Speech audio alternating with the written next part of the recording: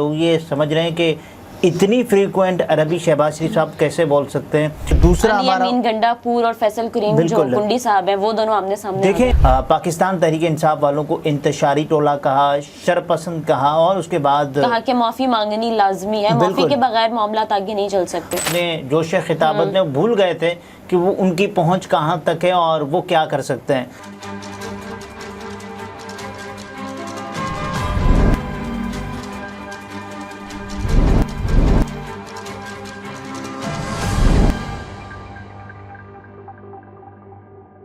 السلام علیکم, میں ہوں نمرہ سہیل, آپ دیکھ رہے ہیں الگ نیوز. عبدالستار ہمارے ساتھ ہیں. خاتون اینکر کے سامنے شہباز شریف کی عربی بولنے کی ایک ویڈیو وائرل ہو رہی ہے, اس پر بات کریں گے. اور دوسری جانب سڑکوں پر گھسیٹوں گا, علی امین گنڈاپور اور فیصل کریم کنڈی صاحب جو ہیں وہ آمنے سامنے آ گئے. کیا معاملہ ہے ان کا, اس پر بھی بات کریں گے.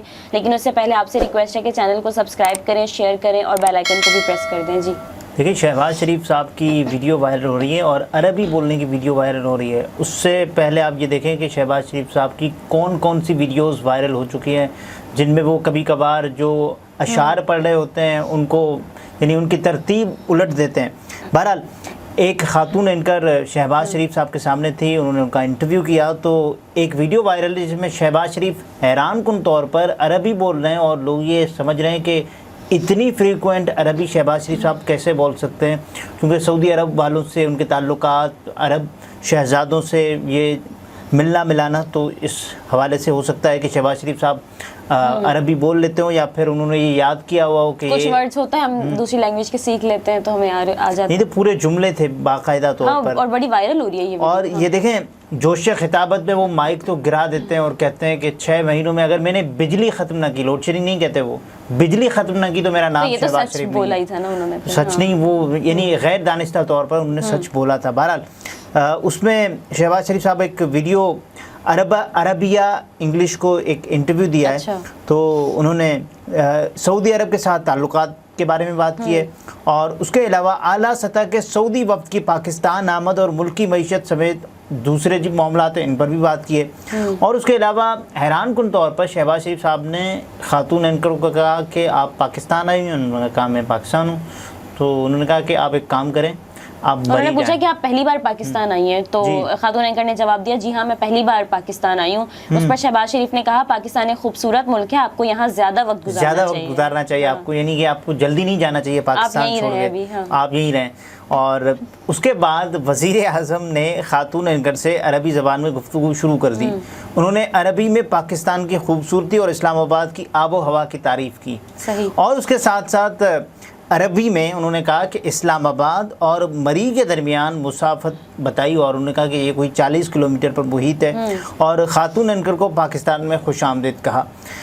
اس سے پہلے جو شہباز شریف ہے نا, امام کعبہ اور سعودی کاروباری شخصیات سے بھی عربی میں گفتگو کر چکے ہیں, یعنی کہ یہ پہلی بار نہیں ہے, لیکن یہ ویڈیو وائرل ہوئی ہے تو اس میں شہباز شریف صاحب کی تعریف بھی کی جا رہی ہے کہ ان کی عربی اچھی ہے. اور اس کے علاوہ جو شہباز شریف صاحب لوگوں کو کہہ رہے ہیں کہ مشورہ دے رہے ہیں کہ پاکستان میں زیادہ وقت گزاریں, اور حیران کن طور پر نواز شریف صاحب بھی اپنی جو ویکیشنز ہوتی ہیں یا سیاسی طور پر جب بھی وہ آف لیتے ہیں تو مری جاتے ہیں, مریم نواز شریف صاحبہ بھی, اور ہم دیکھتے ہیں نواز شریف صاحب بھی زیادہ ٹائم پاکستان گزارنے آئے ہیں. شہباز شریف صاحب دیکھیں نواز شریف صاحب تو ہیں ہی نا پاکستان میں ہی, اور ظاہر ہے وہ بہرحال جو شہباز شریف صاحب کے حوالے سے جو باتیں کی جا رہی ہیں کہ دیکھیں یہ کیا کر دیا شہباز, ویڈیو کافی زیادہ اس کو جو ہے وائرل کیا جا رہا ہے, اس پر ڈسکشن بھی کی جا رہی ہے. اس کے علاوہ ان کے ایک اور ویڈیو جس سے ان کی آنکھوں سے آنسو ٹپک رہے ہیں, وہ بھی ویڈیو وائرل ہو رہی ہے کہ وہ دیکھیں کہ وزیر اعظم کو کیا کیا کرنا پڑتا ہے, اور یہ بھی کہا جا رہا ہے. سوشل میڈیا صارفین اس پر تنقید بھی کر رہے ہیں, اور دیکھیں دعوت تو دی ہے انہوں نے, اب ان کو اس ویڈیو پہ ہم نے بات کر لی. اور اس کے علاوہ جو دوسرا ہمارا امین گنڈاپور اور فیصل کریم جو کنڈی صاحب ہیں وہ دونوں آمنے سامنے. دیکھیں علی امین گنڈاپور صاحب کا جو معاملہ ہے نا وہ بڑا دلچسپ ہے. وہ اس سے پہلے بھی ہم نے دیکھا کہ اسلام آباد پر قبضے کی دھمکی سے کہا جا سکتا ہے نا, کہ انہوں نے کہا کہ میں عمران خان صاحب کو نکالوں گا اور لے کر واپس آؤں گا, یہ انہوں نے کہا.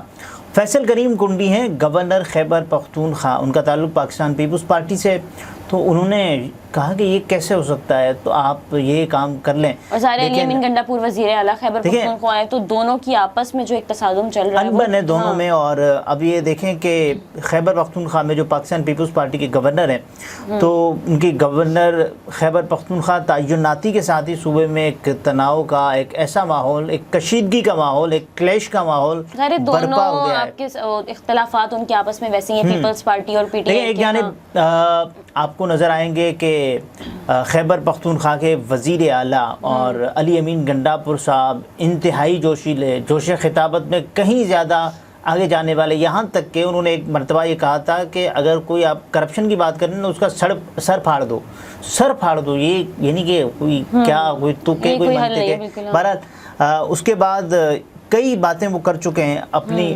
اور اس کے بعد انہوں نے فیصل کریم کنڈی صاحب کے حوالے سے جو باتیں کی، تو انہوں نے باقاعدہ طور پر اس کا جواب دیا، اور جوابات کا سلسلہ جاری ہے. کبھی وہ جواب دیتے ہیں تو کبھی یہ جواب دیتے ہیں.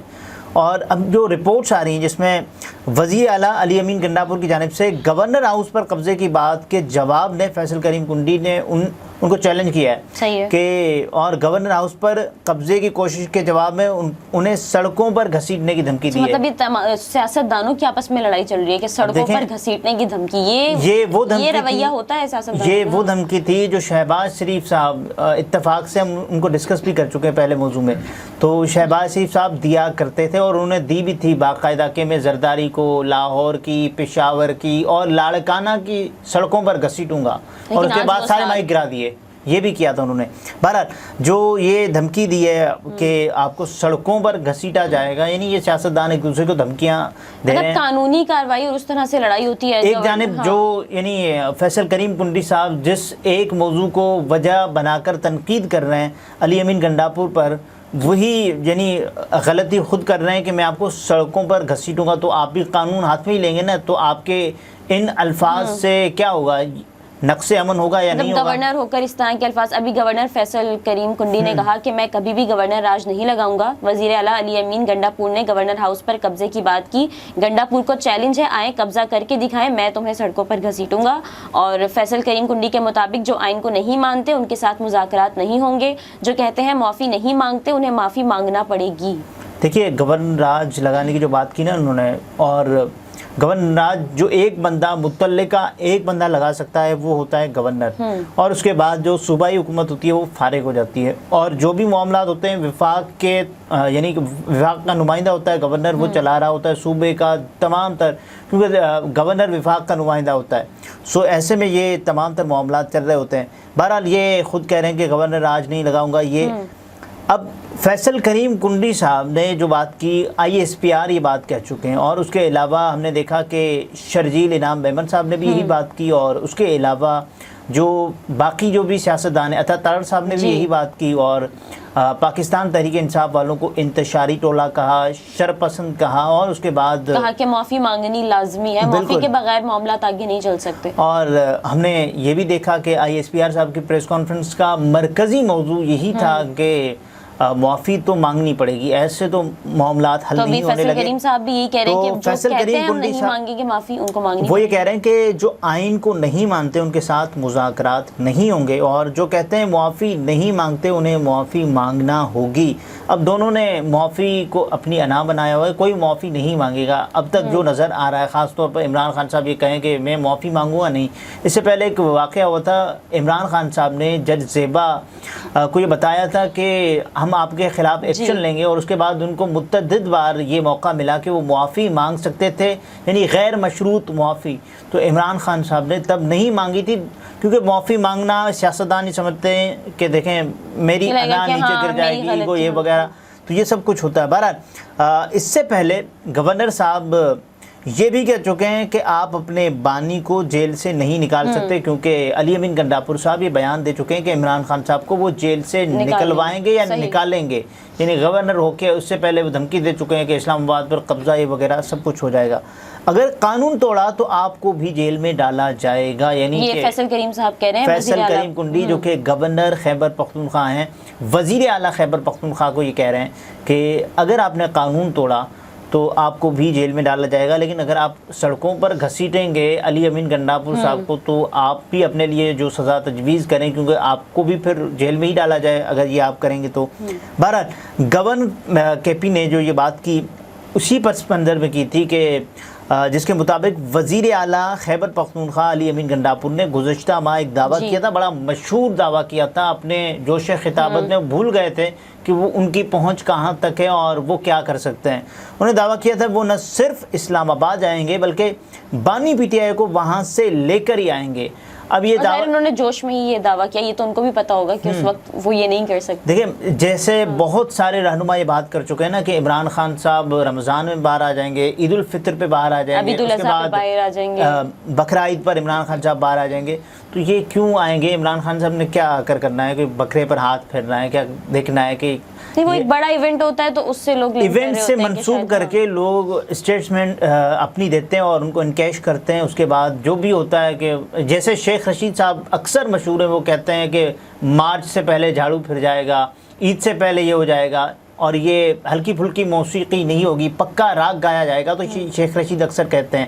اور انہوں نے ابھی کہا ہے کہ میں نے 2 ماہ تک سیاست سے وقفہ لیا ہے، بریک لیا ہے، تو اکثر ایسی اسٹیٹمنٹ آپ جوش خطابت میں یا سلیپنگ اسٹیٹمنٹس ان کو کہا جاتا ہے، آپ دے جاتے ہیں اور آپ کو اندازہ نہیں ہوتا کہ یہ کیسے ہوگا۔ یہ ممکن ہی نہیں ہے عمران خان صاحب کا باہر آنا۔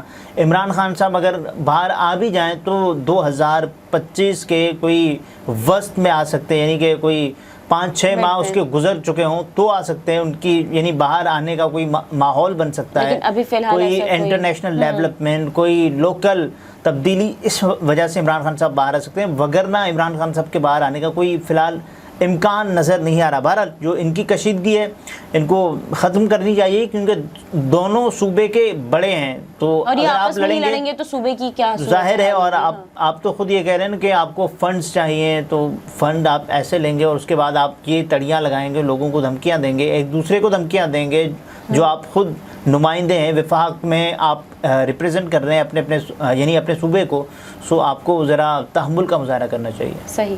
ناظرین، گفتگو آپ نے ملاحظہ فرمائی، عبدالستار ہمارے ساتھ تھے، اجازت دیجیے، اللہ حافظ۔